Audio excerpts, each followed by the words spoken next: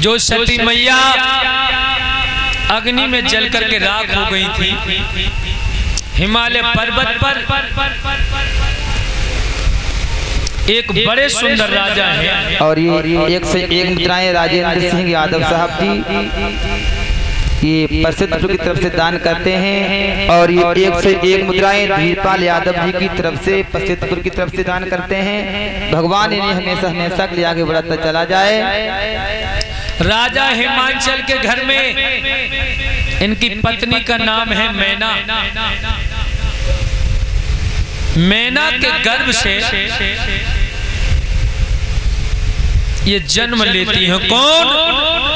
जो सती मैया यज्ञशाला में जल करके राख हो गई। अच्छा, एक बड़ी आनंद की बात, इन्होंने मैना के गर्भ से जन्म क्यों लिया? देखिए, राजा दक्ष के अंदर था मैं ही मैं हूँ, मेरे सिवा संसार में कोई नहीं है। माता सती कहती है ऐसे गुरूर भरे पिता का दिया हुआ ये शरीर मेरे भोले बाबा के लायक नहीं हो सकता, छोड़ दिया। और हिमांचल की पत्नी का क्या नाम है? मैना, यानी वहां पर मैं नाम की कोई चीज नहीं है। तो माता सती ने उन्हीं के गर्भ में जाकर प्रवेश किया और समय पूर्ण होने पर उनके गर्भ से लेकर के लोगों जन्म लिया। मेरे भाइयों, सुखदेव जी महाराज कहने लगे, हे राजन परीक्षित, जब बिटिया का जन्म हुआ देव ऋषि नारद का पदार्पण हुआ। देवा ऋषि नारद बोले, राजन नारायण नारायण, आज बड़े प्रसन्न हो। हाँ,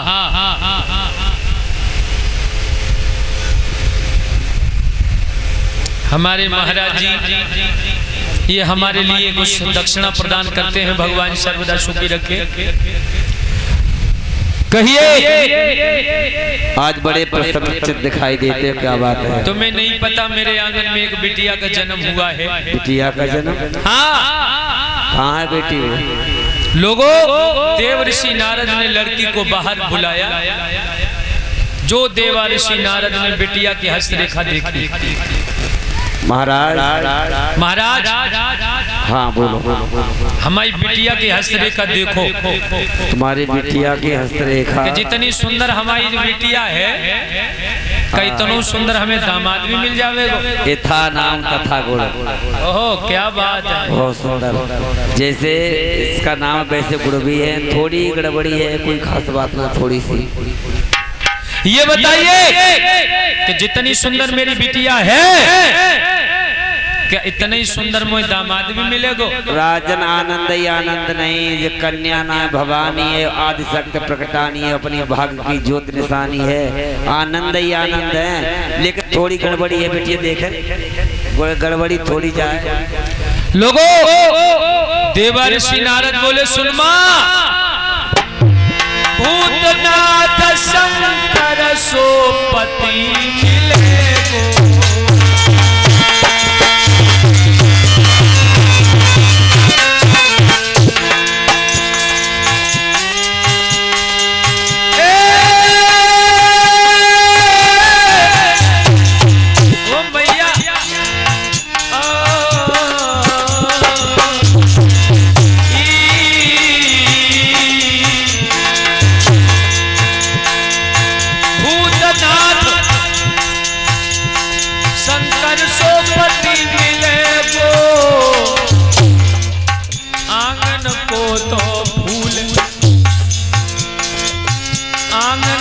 तो फूल मरघट में जाए आंगन को तो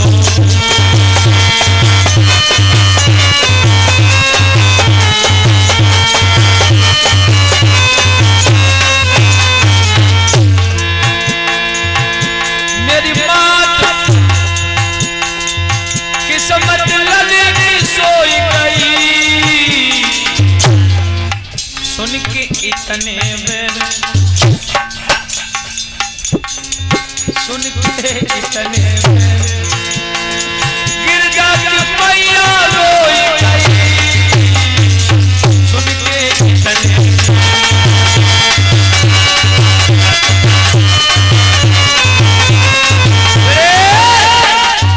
एकदम से देवर्षि नारद कहने लगे इसका पति होगा, फक्कड़ होगा, शमशान वाला होगा, उसके गले में सर्प लबलबा रहे होंगे।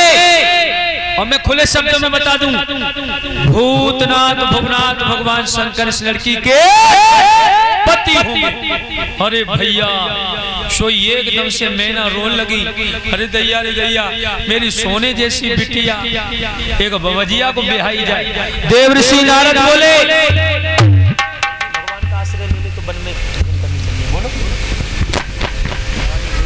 सुनो खैर कोई बात नहीं, ये लड़की भगवान का आश्रय ले ले, भजन करे तो जो अब गुड़ है वो गुड़ों में बदल जाएगा।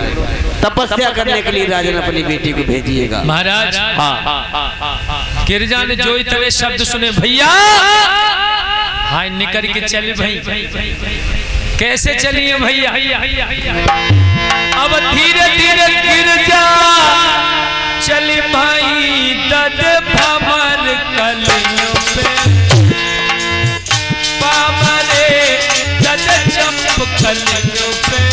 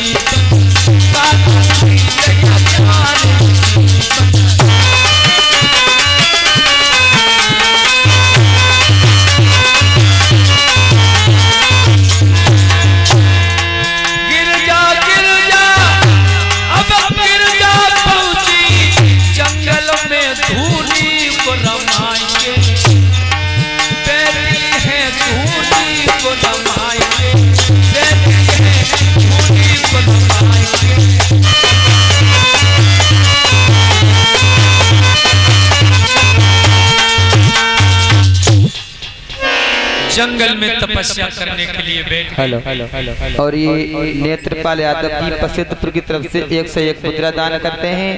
और ये 50 मुद्रा हमारे भैया सियाराम कश्यप जी रपड़ा की तरफ से दान करते हैं। परमात्मा सुखी रखे। लोगों इधर तो गिरजा भोले बाबा के चरणों की अनुरागिन बनी बैठी हैं, इधर भोले बाबा शून्य में समाधि को लगाए बैठे हैं। तब तक क्या देखा कि ब्रह्मा जी और नारायण मिलने के लिए आई। भोले बाबा ने दोनों नेत्रों को खोल लिया। लोगों नारायण और ब्रह्मा जी जब आते हैं, एकदम से ब्रह्माणी कहने लगी, अरे भोले बाबा कब तक अकेले जीवन को व्यतीत करोगे, विवाह कर लीजिए मेरे बंधुओं। इतना कहने के बाद नारायण भगवान ब्रह्मा जी तो वहां से चले गए। भोले बाबा समाधि को लगा करके फिर बैठ जाते हैं। इधर